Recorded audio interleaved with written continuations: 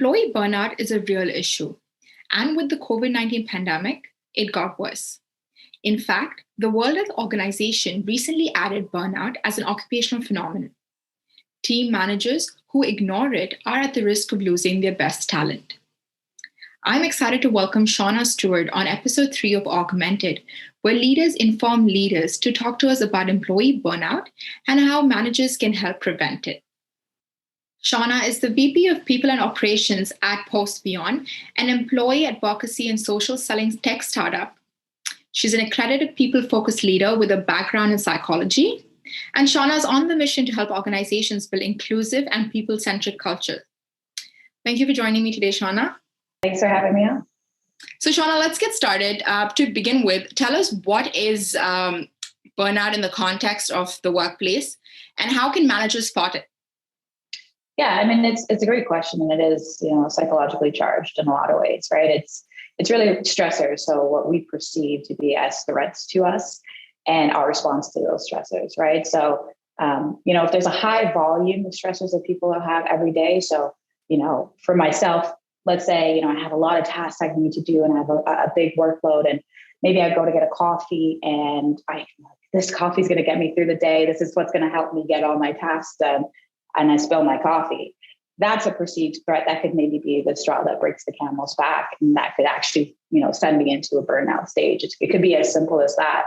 So a lot of managers, struggle to actually detect, when someone is leading up to burnout, because to them, the workload isn't that bad, right? Or, the tasks that they're giving them aren't that complex, but it really is the volume of those stressors compounding and adding on each other. And the capacity that that person has, the bandwidth that that person has, that really determines if they are going to be able to carry on and continue with what they're working on. So some ways that, managers can really pay attention to some of these cues, I think, is before we even get to the burnout stage, right? There's some stressors or behaviors in response to those stressors that you can look out for. So if you find that, some of your top talent, and in a lot of cases, it's top talent that's susceptible to burnout, right? Because they go above and beyond for the organization in a lot of cases. If you find that they're, hyper engaged, they're reactive, maybe they're responding to emails really quickly and forgetting attachments, or, they're finishing tasks, but you're starting to notice some inefficiencies, but they're a pretty efficient person. These are some cues that you can detect to see, hey, wait a minute, this isn't what I normally get from this person. So maybe they're in a state where they're feeling like there's so much to do that they just need to bang everything out and get everything done so they can move on to the next task. So those are some indicators that someone might be in a stress state that could lead to burnout. Now, when they actually are in a burnout stage, it's actually the contrast, right? So now they're disengaged, right? There's an aura of helplessness, like maybe they were really clamoring to do something and help the business in a certain way, and you finally got to it, but they're hands off, they're distant, they're not really interested any longer. The motivation is gone, right? And so that's how you know that the person has hit their wall, that the capacity that they once had, they're spent, right? So these are some indicators to look out for, whether they're leading up to burnout or whether they are already in the burnout stage that managers can pay attention to. What are the impacts of COVID-19 and the consequent shift towards remote work on employees' mental health? Yeah, so it's burnout has been around for a very long time, much longer than the pandemic. And so now you have external factors to add to that full picture, that full scope of what people are doing and working on every single day. It's not just their day-to-day in their job. There could be some, loss in wages that they're trying to recoup, and therefore they're taking on a second job, or, there's dependents at home, whether it be a child, a new pet, an elderly loved one or something like that, where, they're spread across so many different factors in their lives that are just really adding to what they're doing for you at work. So as the manager who's, thinking about, well, I'm not doing that much, and I feel like they could probably do more, you have to sort of step outside of that a little bit to think about some of these external factors, like, mental well-being, physical well-being. Do people feel psychologically safe to go into an office? Do they feel safe to go outside their homes? There's so many different factors that are not just work-related, But at the end of the day, people work at your company. So you have to think outside the scope of just your four walls of your organization, but think about, what are the use cases outside of who I am to this individual and who they've been to the organization.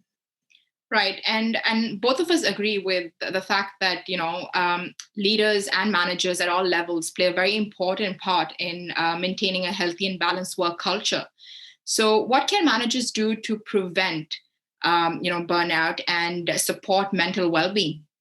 Yeah, so it is an organizational, approach as well. But there are ways that managers can help, and it's leading with empathy, right? An empathetic leader, and I don't just mean like, what would you do if you were in their shoes? It's sort of looking outside of yourself to detect bias you may have towards that person that you didn't realize was there. So, if you have a higher resiliency than someone else, that doesn't necessarily mean that that's how you should treat that person or you should project it onto that person, right? Really just thinking outside of yourself to think about all the different use cases, and actually talking to people is helpful as well. Seeing how they're doing, asking, do you have capacity for this? I don't want to put this on you if your bandwidth is too stretched, right? And it's not just to find out when they can get it done. It's really to find out if they need a little bit more lead time, right? Need to loosen up the deliverable, deadlines a little bit, have some grace, give them some flexibility, make sure you encourage them in terms of their flexible work hours to take those, to have some time to work on whatever else is going on in their lives.